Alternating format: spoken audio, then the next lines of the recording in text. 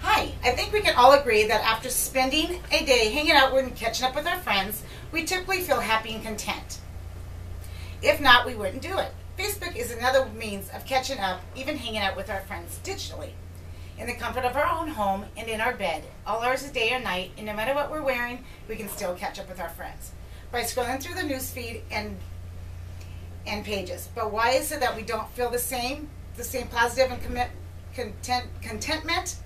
Well, when we log out, this is because the use of Facebook can cause low self-esteem and negative self-image in some people. So I know this because I go onto Facebook, and I sometimes wonder why I'm wasting my time going through the pages, because when I log off, I still don't feel the same as I do in person. So I'm Sheila, and today I'm going to give you some strategies on how to reverse negative feelings. First, I'm going to teach you the importance of how you can remove friends on Facebook. If you really don't like what they are posting, then I will teach you ways to build up your self-esteem. And finally, I will teach you how we can own our own emotions on what we see posted on Facebook. There's an article called Mirror, Mirror on My Facebook Walls: The Effects and Exposure of Facebook on Self, from the journal Cyber Psychology, Behavior, and Social Networking. They explain that other people's on Facebook can cause diminished self-esteem, especially when they are posting narcissists. Repeatedly viewing other people's profiles, that what brings us to low self-esteem, is why it is important to move these people from your Facebook feed if you don't like what they say.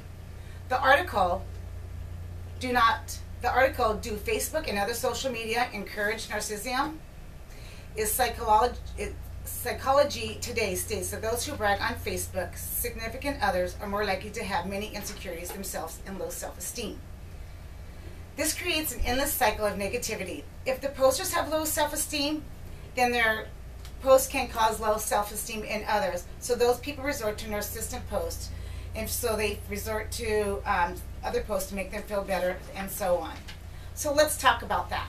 Do you realize that they say 50% of your Facebook friends are actually strangers and just acquaintances, and not really your friends? So why do we allow these people in our digital world? It is like we see the amount of friends on our Facebook. Does this make us feel happier if we have 200 friends versus 20 good friends?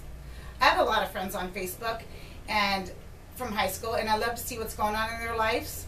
I also come across some quacks, and I do this, I'll just remove them from my friends list. I know we all have different values and beliefs. If you constantly don't like what you're saying and don't like what you're seeing, then you can go into your friends list and delete them. Once you delete them, they are not even notified by Facebook. Your friends will only know if you don't like a comment or feel someone is in danger. You can also report them to Facebook. Did you know that there's a help center on Facebook? And Google how to report comments on Facebook? Taken to the help center, there are many ways you can get your questions answered. Especially if you don't know your way around Facebook, you can have help sites that don't feel like you have to keep unwanted people on your post. Let's talk about how we can build our self-esteem. Self-esteem is confidence and satisfaction in oneself. We all have our own points of views and our own values. Our values are unique and a compass to our lives. Our values are ingrained in us since we are small, and also learned some over the years. One step we can do is write down these 5 to 10 values that we have that are important to us, and every month go back and read this list. And you might make some changes, or you might add some changes to this.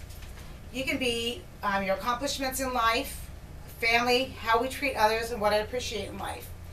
I did this in our human research class, where it was kind of hard at first to write things down about yourself, but this allows us to focus what's important to us. Little changes can build big changes, just one step at a time. Setting unrealistic expectations can kill our self-esteem. An article in the World Psychology by John M. Gord said, you should look at your accomplishments and not your perfections. Appreciate yourself for who you are, and don't set your self-worth for materialistic things such as what you drive, car you drive, what your job title is, or what school you attended. Now we can control our emotions while on Facebook. We Well, we need to figure out what makes us feel a certain way. Remember, not everyone gets the same reaction when you're viewing something. Our friends are not trying to make us feel small. It's about how we process and what we're seeing that makes the emotional connection. Michael Epstein, in his book, 3-Minute Therapy, Change Your Thinking, Change Your Life. People cannot make us feel a certain way, or they can't even make us feel this way. We enter every situation with certain beliefs and expectations. Others do not cause our feelings. We cause them ourselves. I love that saying. We need to stop blaming others on how something makes us feel.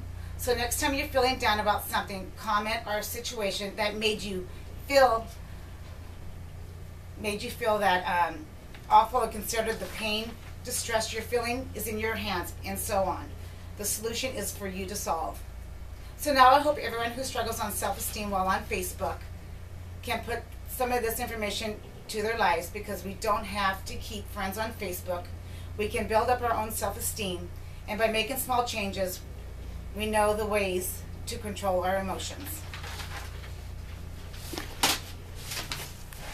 Oh God, I'm shaking.